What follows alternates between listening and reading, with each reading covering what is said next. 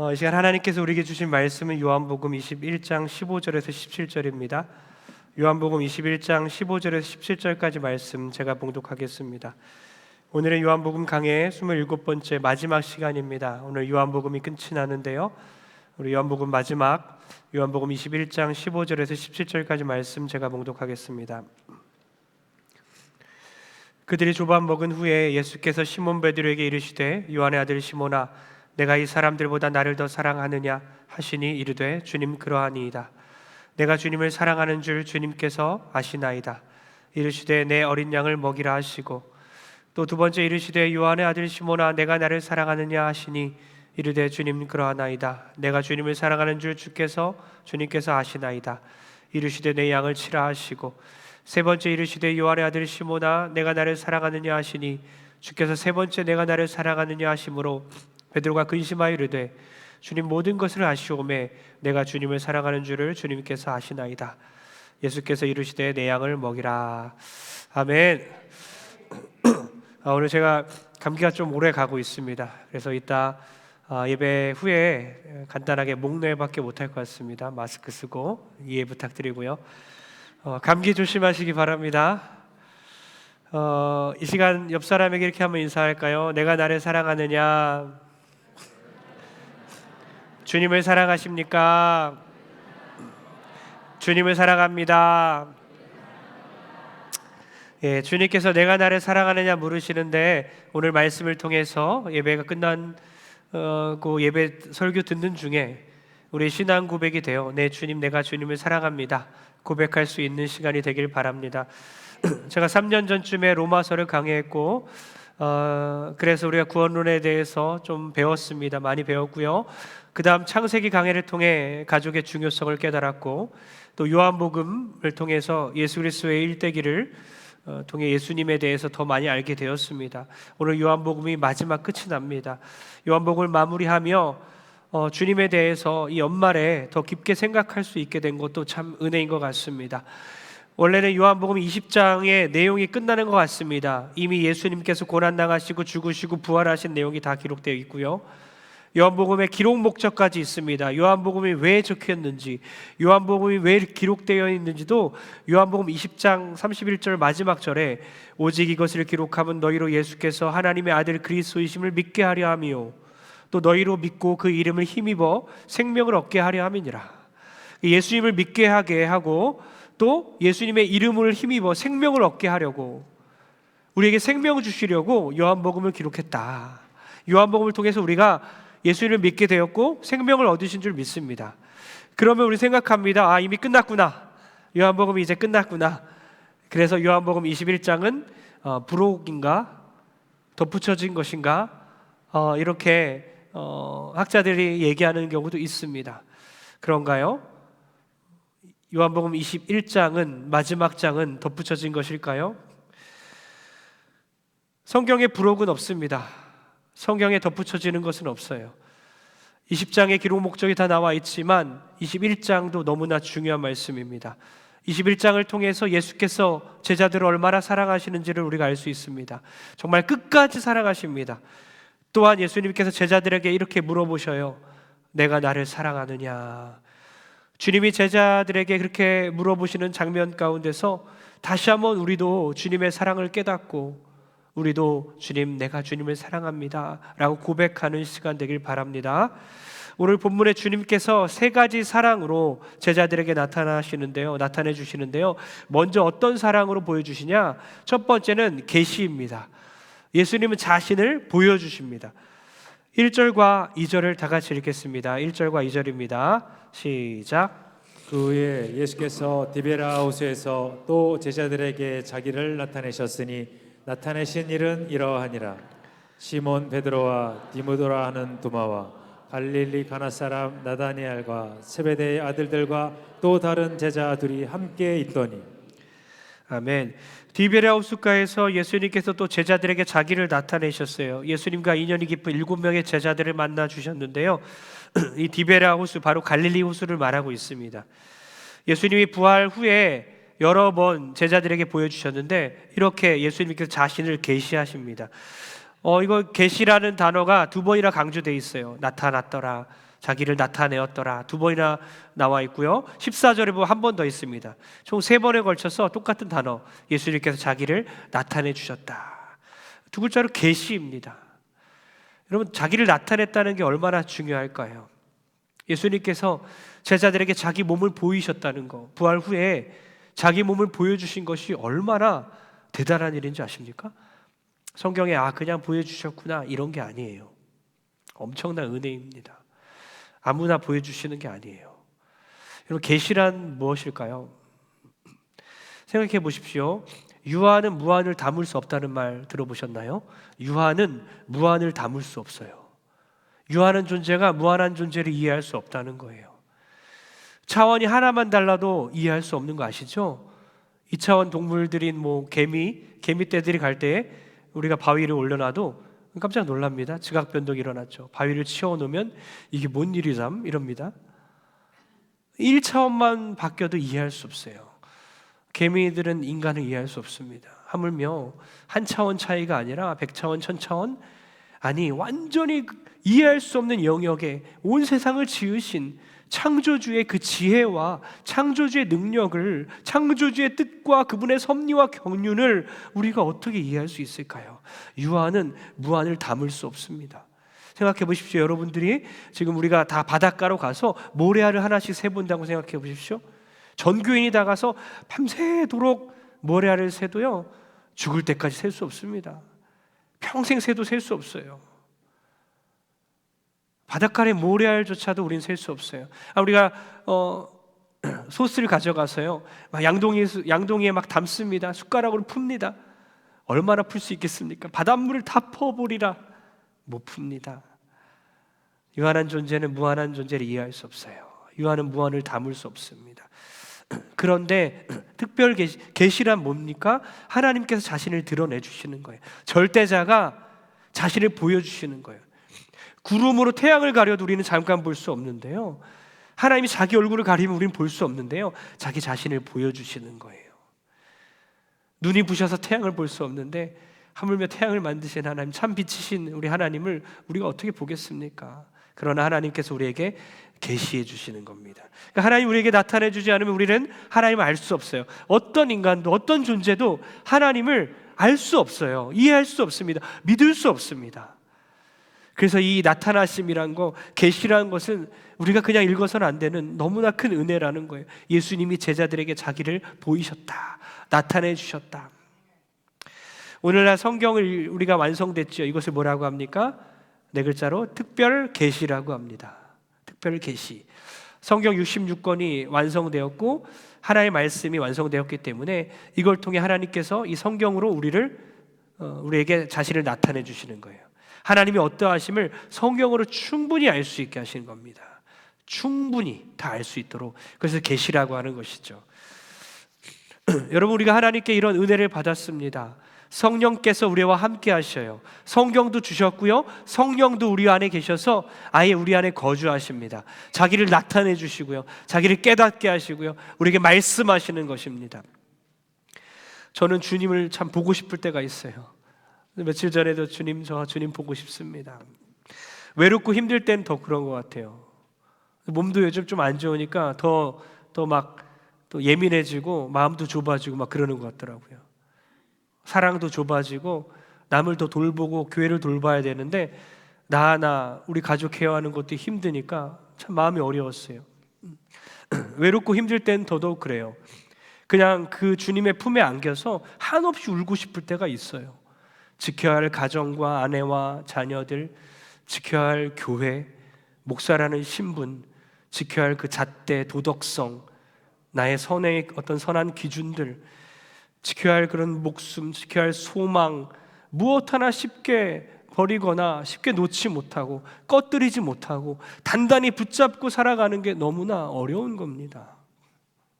다 놓고 싶을 때가 있지 않습니까?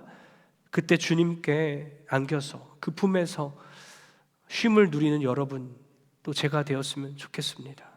요한복음 21장은요 부록이 아니잖아요. 책 뒤에 한 장 덧붙인 게 아닙니다. 삽입된 게 아닙니다. 주님께서 제자들에게 자기를 나타내 주신 장면입니다. 우리 인생에 주님의 나타나심이 부록이 아니라 본장이 되기를 원합니다. 우리 인생 가운데 주님의 계시가, 주님의 나타나심이 부록이 아니라 가장 중요한 것이 되길 주의 이름으로 축복합니다. 주님은 실제 모습을 우리가 볼 수는 없지만 이 본문을 통해 우리가 위로가 되는 것은 이미 성육신하셔서 자기 몸을 제자들에게 보여주시고 이제는 그분께서 성령을 우리에게 보내주셔서 우리 안에 확실히 살아계시고 우리에게 나타나 주시는 거예요. 사랑하는 아들아, 사랑하는 딸아, 어김없이 위로해 주십니다. 그러니 우리 성도들에게 특권이 있죠. 내려놓고 싶을 때는요, 잠시 내려놓으시고 주님 품에 안기시고 다시 재충전되어 다시 그 짐을 기쁘게 짊어지는 저 여러분 되길 축복합니다.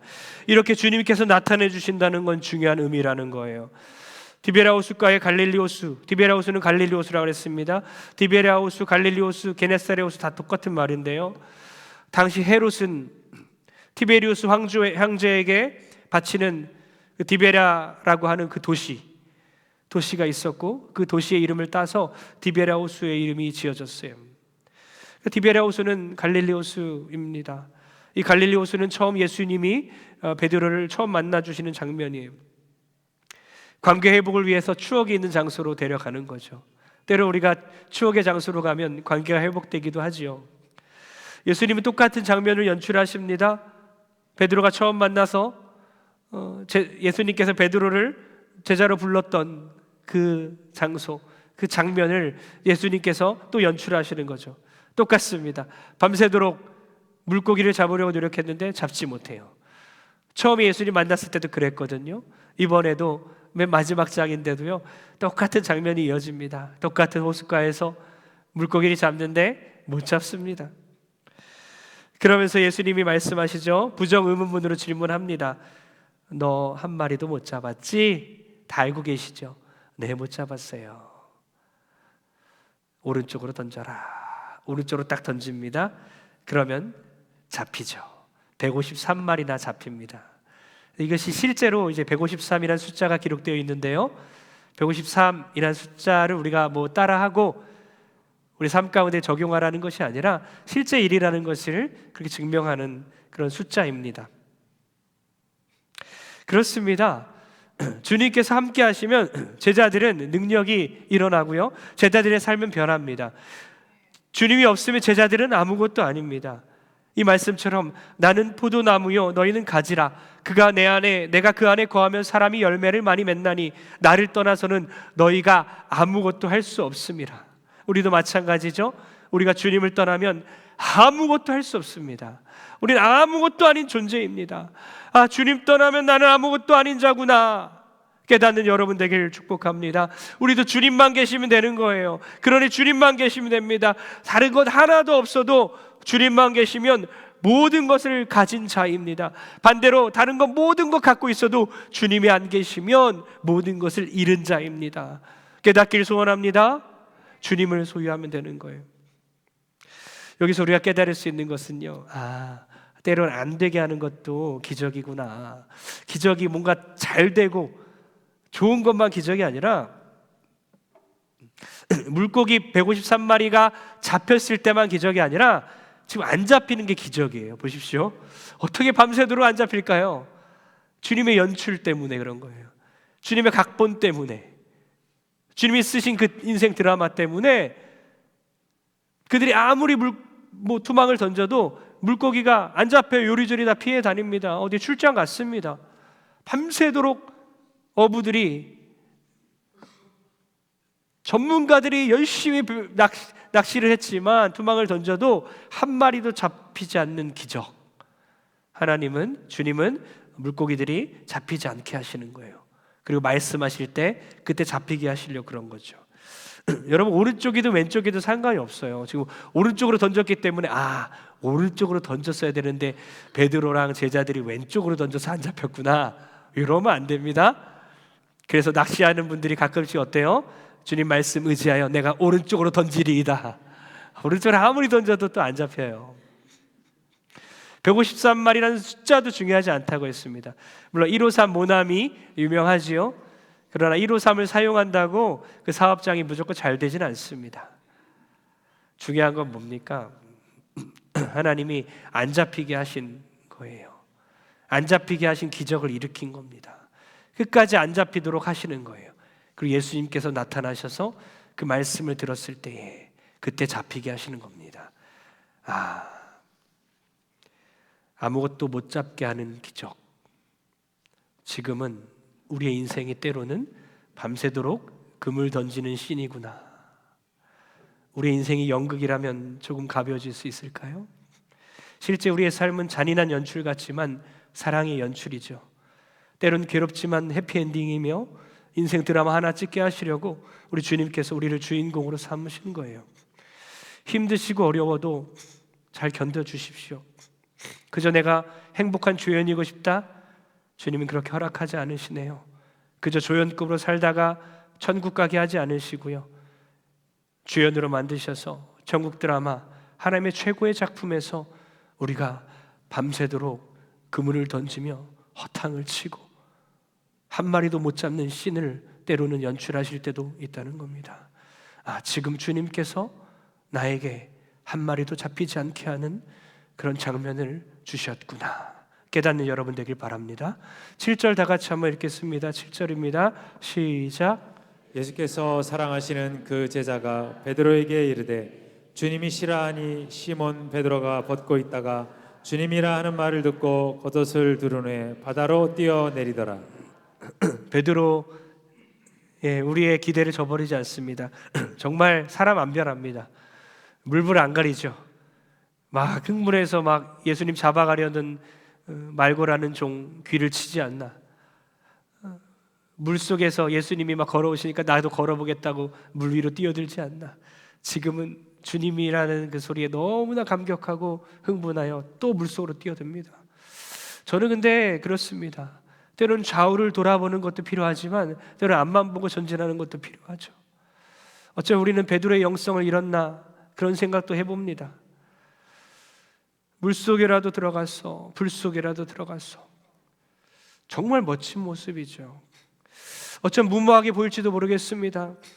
그러나 늘 계산하고 재고 약사 빠르고, 오늘 어쩌면 우리는 베드로의 무모함이 참 부족한 것 같습니다. 머리 굴리느라 한 해가 지났어요.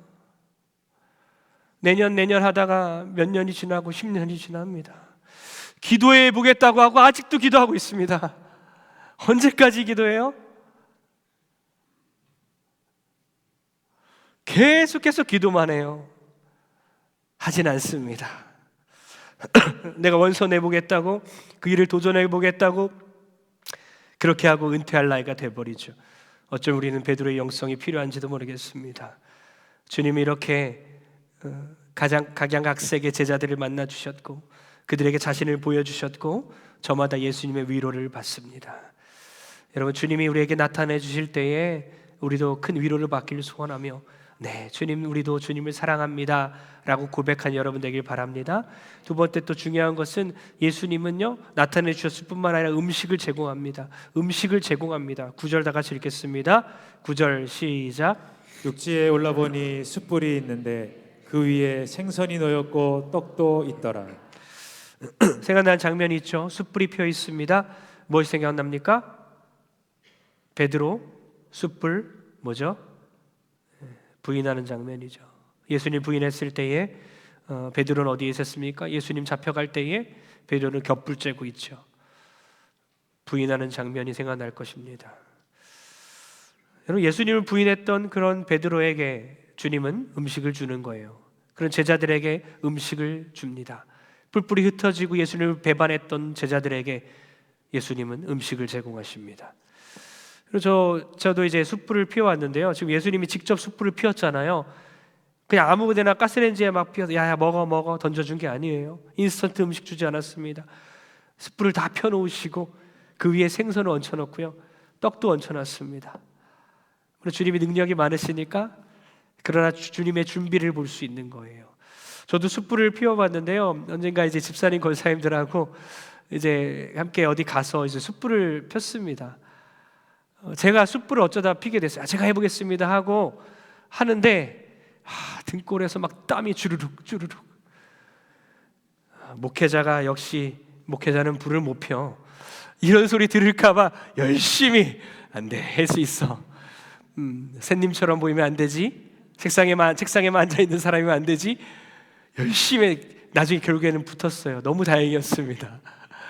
근데 요즘에는 쉽잖아요. 이렇게 가스 연결해서 칙 하고 이 불쏘시개도 있고 다 기름도 붙어 있어서 금방 또 붙습니다. 10분, 20분 하고 있으면요. 근데 그 당시엔 더 어려웠을 것 같습니다. 어쨌든 더 오랜 시간에 걸려서 숯불을 피우시고 그곳에서 물고기를 구워주시고 떡을 주시는 모습에서 주님은 자격 없는 자들, 먹을 자격도 없는 자들에게 이렇게 음식을 주시는구나. 사실 이렇게 깨닫습니다. 우리가 사실 밥 먹을 자격이 없습니다. 그러나 오늘 예배 끝나고 식당에서 맛있게 드시길 바랍니다.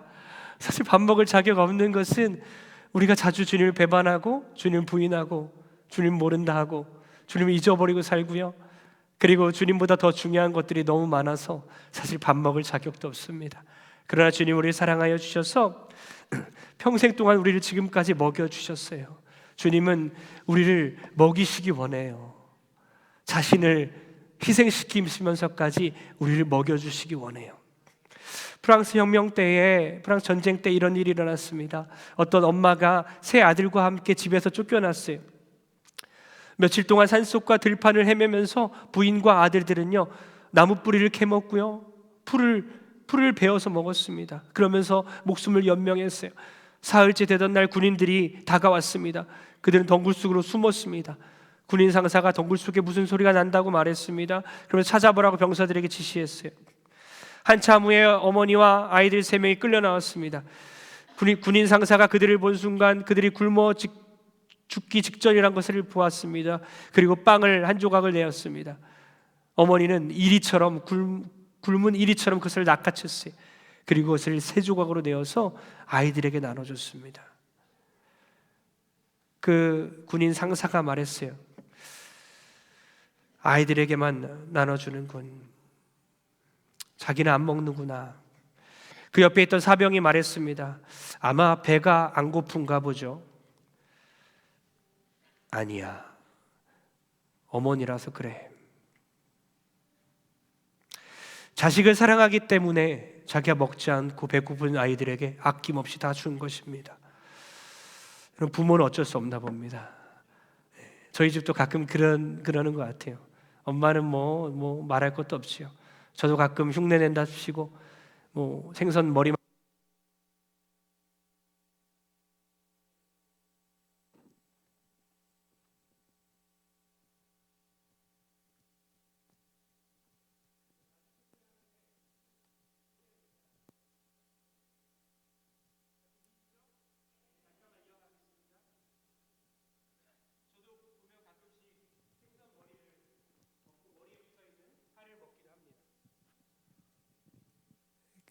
그리고 음식 같은 거 나무 찌꺼기 먹기도 하고요.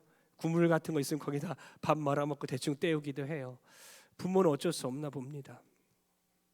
솔직한 심정으로 저는 우리 집사님, 권사님들, 부모님들에게 늘 말씀드리고 싶어요. 걱정하지 말라고, 너무 힘들어하지 말라고. 저는 그분이 더 걱정돼서 그러는 거거든요. 당신도 살아야죠. 성도님도 살아야죠. 엄마도 살아야죠. 그런데 그 말이 잘 안 나올 때가 있어요. 저도 부모인가 봅니다. 원래 부모는 속이 뭉들어져도 자식 걱정뿐인가 봅니다. 자신의 살과 피를 우리에게 공급해 주신 굶주린 백성에게 참된 양식과 음료를 주시기 위해서 자신을 다 내어주신 예수 그리스도, 그분은 우리의 참 부모님이십니다. 우리를 너무나 사랑하기 때문에 우리를 지금까지 먹이셨어요. 이스라엘 백성들이 40년 광야 생활 가운데 구름 기둥과 불 기둥으로 그들을 보호하시고 추울 때 따뜻하게 하시고 뜨거울 때에 시원하게 해주시고 반석에서 물을 주시고요, 만나와 메추라기를 하늘에서 내려주시고 적들로부터 구원해 주시고 그들의 발이 부르트지 않게 하시고 옷이 해지지 않게 하시고 40년 광야 생활 한 번도 그들에게서 눈을 떼지 않았던 그 하나님께서 지금까지 올 한 해 1분 1초라도 우리에게서 눈을 떼지 아니하시고 우리를 돌보신 줄 믿습니다. 그 주님께서 우리를 먹이셨을 뿐만 아니라 영원한 영생을 주시기 위해서 참된 생명이신 그분의 살과 피를 우리에게 나눠주신 거예요. 이 오병이어의 기적을 연상시키는 이 단어들이 있지 않습니까?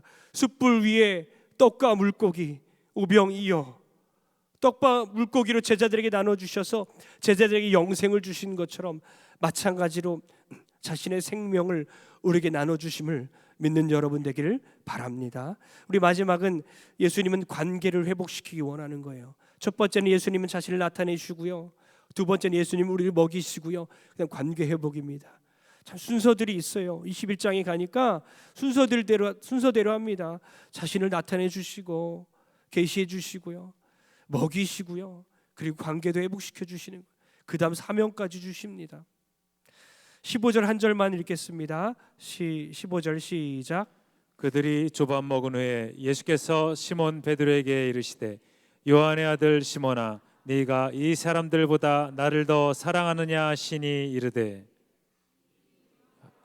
내가 주님을 사랑하는 줄 주님께서 아시나이다. 이르시되 내 어린 양을 먹이라 하시고. 아멘. 좀 어려운 단어입니다. 여기서 정확한 의미를 알 수가 없는데 세 가지 정도로 우리가 알 수 있어요.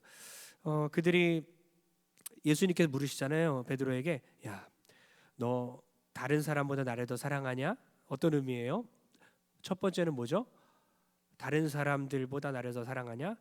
다른 사람들이 나를 사랑하는 것보다 너가 나를 더 사랑하냐? 이런 비교예요. 사랑에 대한 비교입니다.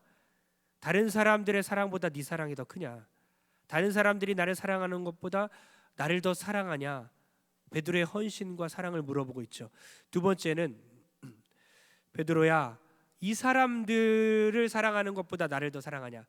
이 사람들보다 나를 더 사랑하냐? 말 그대로 그 사람이 목적어인 거예요.